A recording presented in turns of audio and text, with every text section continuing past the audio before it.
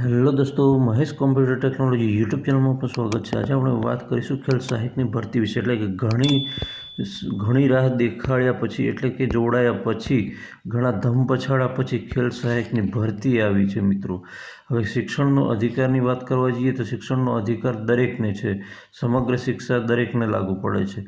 તો મિત્રો અહીંયા આપણે કલા શિક્ષા ક્યાં ખોવાઈ ગઈ એ હજુ ખબર નથી, પણ એમ કરતાં જો ખેલ સહાયક યોજના આવી ગઈ એ બહુ મહત્ત્વની વાત છે। ખેલ સહાયક યોજનાની વેકેન્સી ઓલરેડી 1600 જેટલી રાખવામાં આવેલી છે। આ વેકેન્સી છે એ વધઘટ થઈ શકે છે એવી શક્યતા છે।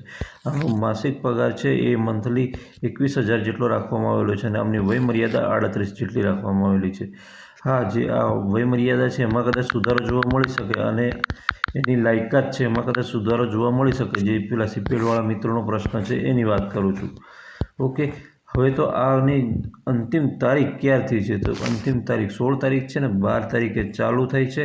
એટલે મિત્રો આપણે સૌ મિત્રોએ ફોર્મ અવશ્ય ભરી દેવાના, છોડવાના નથી, બાકી નહીં રાખવાના, કેમ કે આ જે આનો જે સમયમર્યાદા અહીંયા ભલે 11 માસ રાખી છે બરાબર, તો પણ નેક્સ્ટ ટાઈમ એટલે કે બીજા સત્રમાં રિન્યૂ થશે, તમારી કામગીરીના આધારે રિન્યૂ થઈ જશે।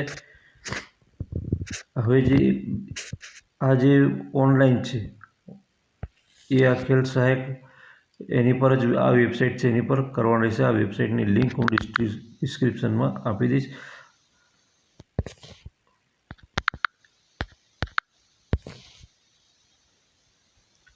આના કેટલાક ડોક્યુમેન્ટ છે એ તમારે સાચવી રાખવાના થશે, એટલે કે પ્રિન્ટ છે એની એક પ્રમાણિત નકલ ને પાસપોર્ટ સાઇઝના ફોટા ને એ બધું જે અપલોડ કરો છો એ જે વસ્તુ સાચવી રાખવાની થશે। જ્યારે ત્યારે વેરિફિકેશન માટે બોલવામાં આવશે પ્રમાણપત્રોની, ત્યારે એ જ વસ્તુ લઈને હાજર રહેવાનું થશે। ઓકે મિત્રો, વિડીયો ગમે હોય તો વિડીયોને લાઇક કરો, ચેનલને સબસ્ક્રાઈબ કરો, હા, અને આને ફોલો પણ કરો।